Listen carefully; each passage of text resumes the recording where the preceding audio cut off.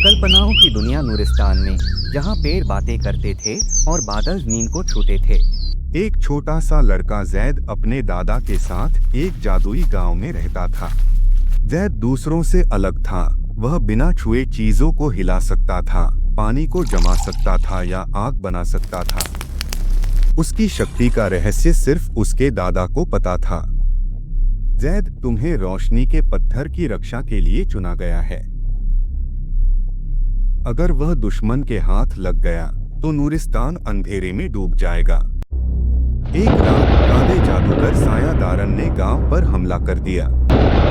जैद ने अपने दादा को बचाने की कोशिश की, लेकिन सायादारन ने उन्हें जादुई पिंजरे में कैद कर लिया। जैद अकेला नहीं था, उल्लू, नूरबो और बिल्ली कीरी उसके साथ थीं। तीनों ने अंधेरे जंगल और जादुई झील को पार किया और पुल को जैद की शक्ति से रोशन करके आगे बढ़े।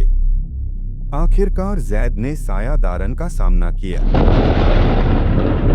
जैद ने अपने दिल की रोशनी को महसूस किया और आसमान की ओर हाथ उठाया।